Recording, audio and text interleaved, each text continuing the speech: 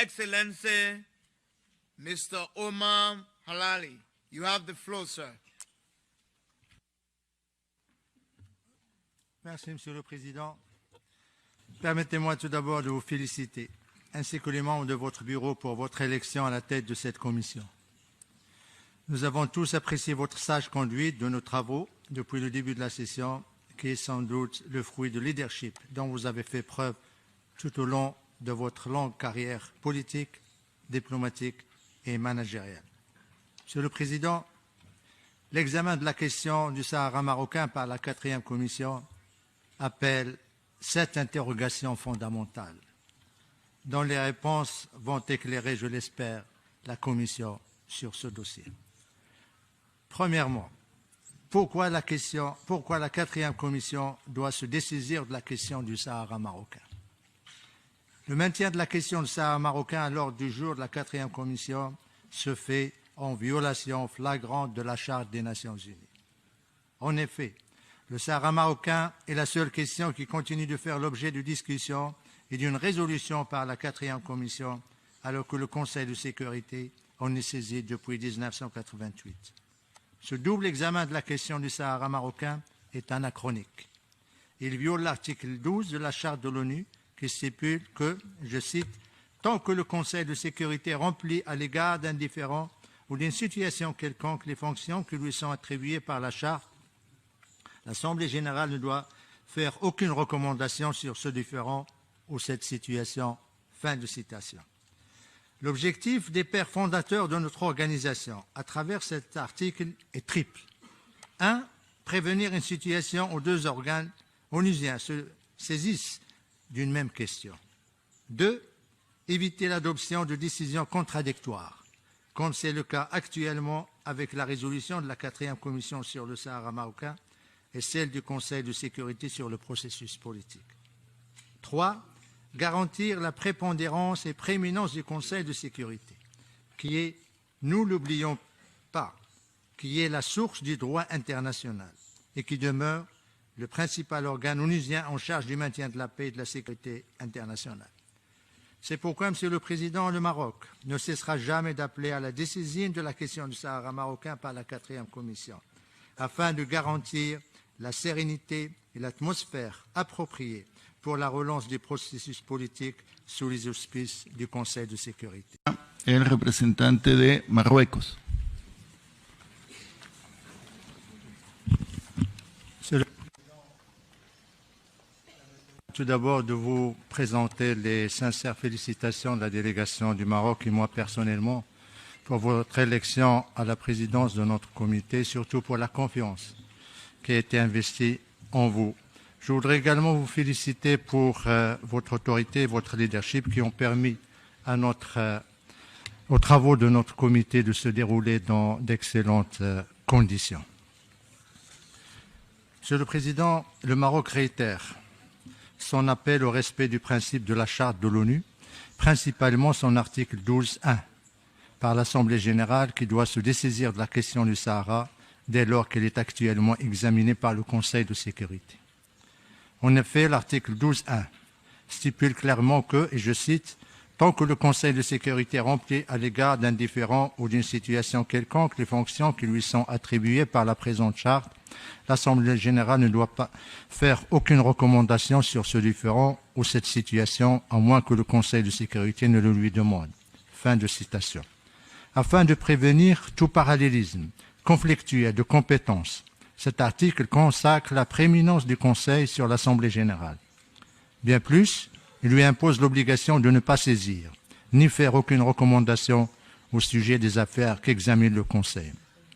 Cette interdiction a obligé l'Assemblée générale à se dessaisir d'une dizaine de questions durant les années 50 et 60, ce qui a permis au Conseil d'exercer sereinement sa responsabilité et à l'Assemblée générale de s'abstenir d'interférer dans son mandat. La question du Sahara marocain est la seule à être inscrite au C24 et au Conseil de sécurité. Elle est la seule à faire l'objet d'un processus politique sous les auspices du secrétaire général et de son envoyé personnel sous le chapitre 6 relatif au règlement pacifique des différends. Aussi, le Maroc réitère-t-il avec force son appel pressant à l'Assemblée générale de cesser d'agir ultra vires et de se dessaisir du dossier du Sahara afin de permettre au Conseil de mener sans interférence le processus de négociation visant à parvenir à une solution politique négociée et mutuellement acceptable. Monsieur le Président, la question du Sahara marocain n'est pas une affaire de décolonisation, mais de parachèvement de l'intégrité territoriale du Maroc. N'en déplaise aux nostalgiques de la guerre froide et aux adeptes de l'autodétermination à géométrie variable, le Sahara marocain a définitivement réintégré sa mère patrie, le Maroc, en 1975, conformément aux résolutions de l'Assemblée générale et du Conseil de sécurité et de la Charte des Nations unies. Pour mieux appréhender l'équation du Sahara marocain et l'intégrité territoriale de mon pays, il est impératif de comprendre l'histoire du Maroc. En effet, mon pays a subi une occupation par étapes. À la fin du XIXe siècle par l'Espagne au Sahara, en 1912 par la France au centre et l'Espagne au nord, et enfin par 12 puissances coloniales à Tanger, conférant cette dernière le statut de ville internationale. La récupération de ces régions s'est opérée selon le même modus operandi, graduel, que leur occupation, et ce, en vertu d'accords négociés. D'abord, en 1956, le Maroc a signé avec la France l'accord pour l'indépendance de la région du centre et avec l'Espagne celui pour la région du nord. La ville internationale de Tanger a été récupérée la même année. Par la suite, la puissance coloniale espagnole a rétrocédé.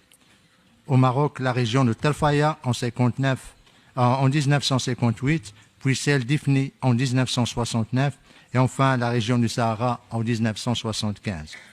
Les deux derniers territoires du sud du Maroc, en l'occurrence les régions de Sidi Ifni et du Sahara, ont été récupérés de l'Espagne conformément à la résolution 2072 du 16 décembre 1965 qui a prié, et je cite, « instamment le gouvernement espagnol en tant que puissance administrante de prendre immédiatement les mesures nécessaires pour la libération de la domination coloniale du territoire d'Ifni, je répète d'Ifni, et du Sahara espagnol, et d'engager à cette fin des négociations sur les problèmes relatifs à la souveraineté que pose ces deux territoires. » Fin de citation. En 1965, le Polisario n'existait pas. Il ne peut donc revendiquer un quelconque droit sur le Sahara. La décolonisation du Sahara a ainsi été définitivement scellée et reconnue par l'ONU, qui a pris acte de l'accord de Madrid dans sa résolution 3458B du 10 décembre 1975. Cet accord a été déposé auprès du secrétaire général de l'ONU le 18 novembre 1975. Le principe de l'autodétermination n'a été à aucun moment soulevé par l'Algérie, ni pour la région du Nord, ni pour Tel Faya, ni pour Sidi Ifni. Étrangement, Alger l'a brandi uniquement pour le Sahara, afin de contrarier sa récupération par le Maroc en créant un mouvement séparatiste pour mener une guerre par procuration contre mon pays. Afin de justifier sa guerre militaire au début, puis diplomatique par la suite contre le Maroc, l'Algérie a fait une lecture sélective du droit international, en particulier la résolution 1514. En effet, cette fameuse résolution n'a consacré qu'un seul article au principe de l'autodétermination des peuples, qui est le paragraphe opérationnel 2, alors qu'elle en a réservé 2 à l'intégrité territoriale des États, c'est les paragraphes opérationnels 6 et 7. En plus, cette résolution a codifié le principe de l'autodétermination en tant que simple droit, alors qu'il a élevé le principe de l'intégrité territoriale à une obligation que tous les États, l'Algérie comprise, doivent respecter au même titre que la non-ingérence dans les affaires internes des États et le droit souverain de ces derniers. De même, et afin de donner la prééminence et la force du droit à l'intégrité territoriale, la résolution 1514 a lié expressément cette obligation au respect strict et fidèle de la Charte des Nations unies et de la Déclaration universelle des droits de l'homme, ce qu'il n'a pas fait pour le principe de l'autodétermination. Parallèlement, l'Assemblée générale a veillé à ce que la mise en œuvre de l'autodétermination ne soit pas source de balkanisation ni d'atteinte à l'intégrité territoriale des États. C'est pourquoi il y a inclus des limites et érigé des sauvegardes en adoptant la résolution 1541 au lendemain de l'adoption de la résolution 1514. Le principe 4 de la résolution 1541 stipule que l'autodétermination ne s'applique nullement à une partie ou une région d'un État souverain, membre de l'ONU. Il s'applique à des peuples qui n'ont aucun lien avec l'État membres de l'ONU qui sont géographiquement séparés ou ethniquement, culturellement ou linguistiquement distincts du pays qui les administre. En vertu du principe 4 de la résolution 1541, l'autodétermination ne s'applique nullement au Sahara marocain, car il ne répond à aucun des critères précités. En effet, le Sahara est la continuité géographique du Maroc. La langue arabe est commune au Maroc et à son Sahara. L'islam est la religion du Maroc et de son Sahara. L'origine ethnographique des populations du Sahara est identique à celle des autres régions du royaume. La culture et les traditions hassanies sont les mêmes.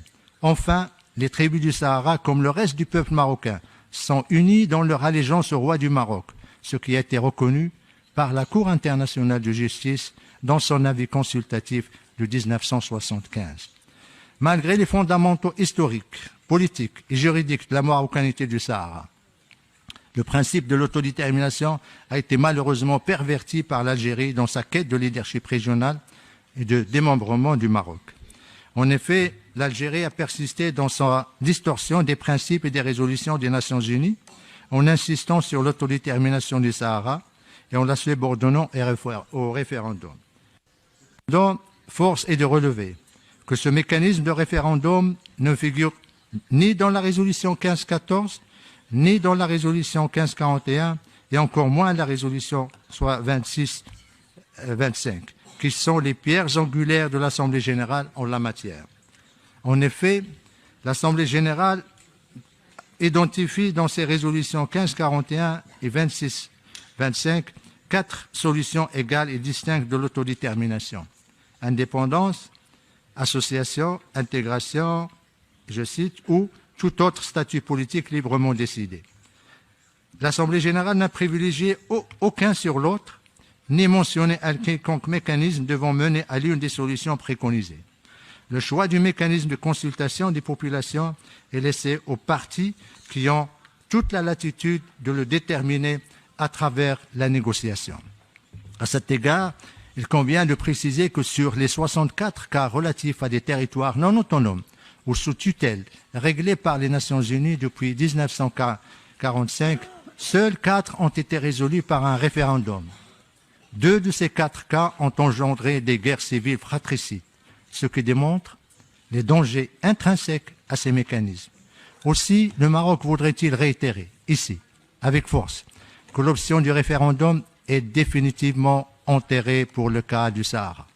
En effet, le secrétaire général de l'ONU, M. Kofi Annan, a conclu dans son rapport au Conseil de sécurité S 2131, paragraphe 32, à l'inapplicabilité du plan de règlement de 1991 et donc du référendum. De même, le Conseil de sécurité a écarté le référendum depuis 17 ans, une fois pour toutes, et ce, en faveur de la solution politique négociée et mutuellement acceptable. Monsieur le Président, bien que le Maroc considère que la décolonisation du Sahara s'est achevée par sa récupération en 1975 et que le principe de l'autodétermination ne s'applique nullement à cette situation, il demeure résolument engagé pour régler définitivement ce différend régional à travers le processus politique sous les auspices de l'ONU. Le Conseil de sécurité a déterminé les paramètres de la solution politique dans ses 12 résolutions successives adoptées depuis 2007, notamment 1. La solution de la question du Sahara ne peut être que politique, mutuellement acceptable et négociée sur la base du réalisme et de l'esprit du compromis. 2. La prééminence de l'initiative marocaine d'autonomie, dont le Conseil de sécurité a constamment salué le sérieux et la crédibilité. 3. Le caractère régional de ce différend, en appelant explicitement les pays voisins, principalement l'Algérie, à faire des contributions importantes au processus politique. Le Royaume du Maroc regrette profondément qu'à son engagement en faveur de la négociation et sa bonne foi, l'Algérie oppose toujours l'intransigeance et l'instrumentalisation d'un mouvement séparatiste, compromettant ainsi les chances de réussite du processus politique. L'Algérie est la principale responsable de l'inanité des efforts de paix entrepris jusqu'à maintenant. L'Algérie a provoqué l'échec de la solution africaine avec la forfaiture de l'admission d'une entité non étatique au sein de l'Organisation de l'Unité africaine en 1984.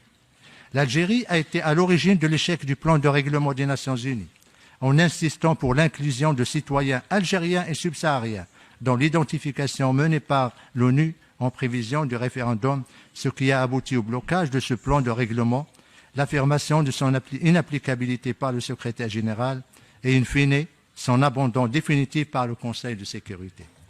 L'Algérie s'est opposée ouvertement à l'accord 4, proposé en 2002 par l'envoyé personnel du secrétaire général, M. James Baker, un accord 4 que le Maroc avait accepté en son temps. L'Algérie a mobilisé des moyens financiers énormes et ses relais diplomatiques dans le monde afin de contrarier la proposition d'autonomie que le Maroc a soumise au Conseil de sécurité en 2007.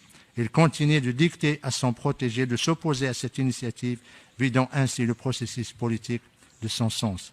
L'Algérie continue de s'opposer au recensement des populations des camps de Tindouf, de crainte que la communauté internationale ne découvre la supercherie de leur nombre, largement gonflé afin de donner l'impression d'un soi-disant peuple dans les camps où résident actuellement moins de 30 000 personnes.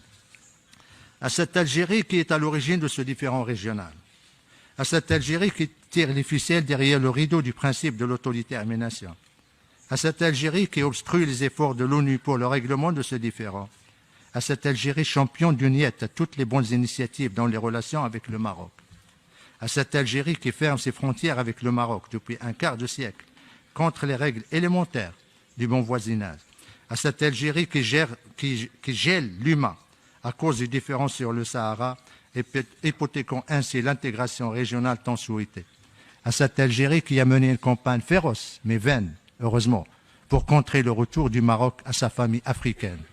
À cette Algérie, nous disons que le règlement de la question du Sahara sera avec l'Algérie ou ne le sera jamais. À cette Algérie, nous disons qu'elle doit assumer sa pleine responsabilité dans ce différend et s'asseoir à la table des négociations pour son règlement définitif. Au moment où le processus politique est sur le point de reprendre avec la tournée régionale la semaine prochaine du nouvel envoyé personnel, M. Oskoler, à qui nous réitérons notre soutien et notre pleine coopération, nous disons que la réussite de ce processus politique passe impérativement par l'implication pleine, entière et totale de l'Algérie. Cette conviction n'est pas celle du Maroc uniquement. Il a déjà été affirmé par plusieurs envoyés personnels du secrétaire général sur le Sahara qui ont conclu que la solution de la question du Sahara n'est nullement à Tindouf avec le Polisario, mais à Alger et à Alger uniquement. Monsieur le Président, malgré les pauses forcées du processus politique, en raison des obstructions des autres partis, le Maroc est résolument décidé à mettre en œuvre la régionalisation avancée au Sahara, prélude à l'autonomie. À cet effet, il y a lancé un nouveau modèle de développement avec une enveloppe budgétaire de 8 milliards de dollars américains. Cette décision stratégique ambitionne l'appropriation du développement économique du Sahara par sa population. Il est motivé également par la conviction du Maroc que le développement de cette région ne doit pas rester l'otage du blocage du processus politique, ni des tergiversations des autres partis. Contrairement à la misère et au désespoir dans les camps de Tindouf, le Maroc offre prospérité, liberté et espoir à ses provinces du Sud. Les élections régionales et législatives, tenues respectivement en 2015 et 2016, ont consacré l'adhésion indéfectible des populations du Sahara au processus démocratique, au renforcement de l'état de droit et au respect des droits de l'homme. Ces échéances ont été qualifiées par les Nations Unies de transparentes, n'ayant connu aucun incident et tenues dans une atmosphère calme. À l'opposé du climat de développement et de démocratie dont jouissent les populations du Sahara marocain, nos concitoyens séquestrés dans les camps de Tindouf sont soumis à un lot quotidien d'humiliation, de privation de droits et de violations massives de leur liberté. Bien pire, l'Algérie a démissionné de ses responsabilités internationales en tant que pays hôte en faveur d'un groupe armé séparatiste, le Polisario, qui propage la terreur et militarise à outrance des camps censés être purement civils. La situation dans les camps de Tindouf est unique et inique. Il s'agit de la seule population des camps dont le nombre demeure un mystère pour la communauté internationale et un secret bien gardé par l'Algérie. En ce faisant, le pays hôte viole la légalité internationale dans le droit humanitaire et les résolutions du Conseil de sécurité. Les populations des camps de Tindouf sont privées même de l'aide humanitaire octroyée par les donateurs, qui est frauduleusement détournée par les responsables algériens du Polisario, comme attesté par les rapports de l'Office européen de lutte antifraude, OLAF, et l'Union européenne, du HCR et du PAM. Enfin, Monsieur le Président, la montée actuelle du phénomène déstabilisant du séparatisme dans certains pays d'Europe, du Moyen-Orient et d'Afrique nous interpelle avec force. Elle confirme que l'instrumentalisation et l'exploitation politique de l'autodétermination sont dangereuses pour bon nombre de pays. Cette dérive menace leur stabilité, compromet leur développement, fragmente leur région et divise leur peuple. L'autodétermination aveugle et l'obsession des référendums sont devenus les mamelles du séparatisme. L'ancien secrétaire général de l'ONU, M. Yutant, avait bien mesuré les germes du séparatisme, avait bien mesuré les germes du danger du germe du séparatisme que recelait le principe de l'autodétermination il y a près d'un demi-siècle. Dans un discours visionnaire à Accra, en 1970, M. Yutant avait déclaré, je cite, « Ce concept n'est pas bien compris dans bien des régions du monde. L'autodétermination des peuples ne s'entend pas de l'autodétermination d'une partie de la population d'un État membre donné. Si le principe de l'autodétermination s'applique à 10 différentes régions d'un État membre, ou à 5 différentes régions d'un État membre, ou à 20 différentes régions d'un État membre, alors je crains que le problème soit sans fin. » Fin de citation. Cette mise en garde prémonitoire de M. Yutant à l'époque est devenue malheureusement une réalité dangereuse de nos jours pour bon nombre d'États. À cette occasion, le Maroc voudrait réaffirmer avec force son attachement irréfragable au principe sacro-saint du respect de la souveraineté, de l'intégrité territoriale et de l'unité nationale des pays. Comme il les défend avec conviction, corps et âme pour son Sahara, le Maroc se tiendra aux côtés de tous ceux qui les revendiquent pour leur propre pays. Je vous remercie, Monsieur le Président.